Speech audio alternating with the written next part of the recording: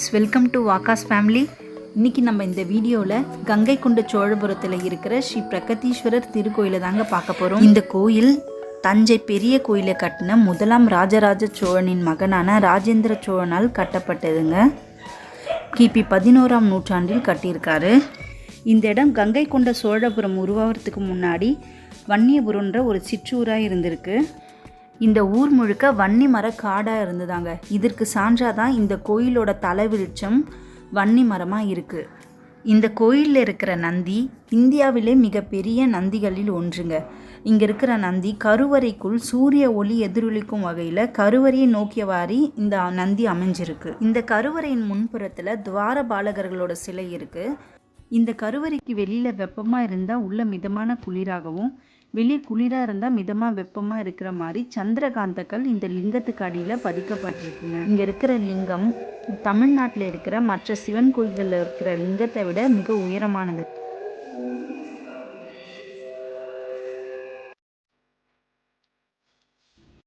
ராஜேந்திர சோழர் கங்கை வரை படையெடுத்து சென்று பால பேரரசை வெற்றி பெற்றதால் இவருக்கு கங்கை கொண்ட சோழன் என்ற பட்டம் பெற்றிருக்காரு.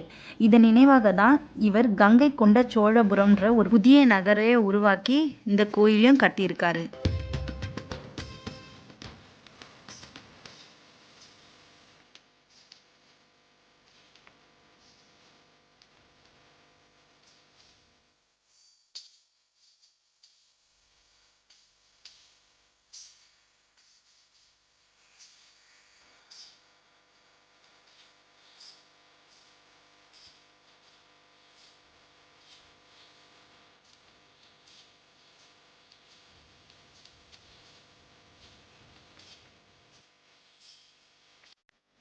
இந்த கோயிலோட கட்டடக்கலை திராவிட கட்டடக்கலைக்கு எடுத்துக்காட்டாக இருக்குது. இந்த கருவறையை சுற்றி அம்மனோட சன்னிதானமும் 5 கருவறைகளும் சிம்மகணரும் இருக்குது. தஞ்சை பெரிய கோயில், தாராசுரம் ஐரவதேஸ்வரர் கோயில், கங்கை கொண்ட சோழபுரம் இந்த 3 கோயிலுமே யுனெஸ்கோ நிறுவனத்தால் உலக பாரம்பரிய களம் பட்டியலில் இடம் பெற்றிருக்கு. அழியாத சோழர் பெருங்கோயில்கள் பட்டியலில் 2004ஆம் ஆண்டு இணைக்கப்பட்டிருக்கு.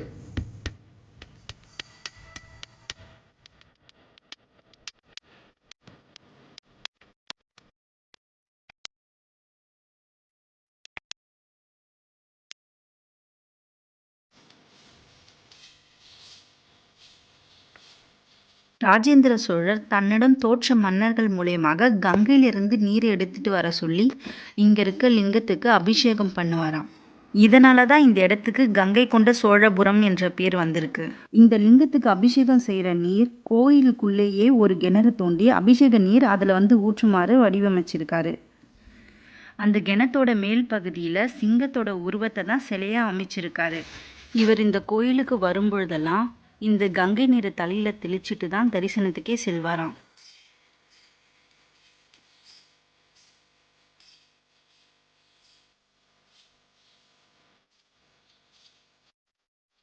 ஓகே, உங்களுக்கு இந்த வீடியோ பிடிச்சிருந்தால் லைக் பண்ணுங்கள், ஷேர் பண்ணுங்கள், மறக்காமல் சப்ஸ்கிரைப் பண்ணிவிடுங்க. இதே போல் அடுத்த வீடியோவில் சந்திக்கலாம். பாய்.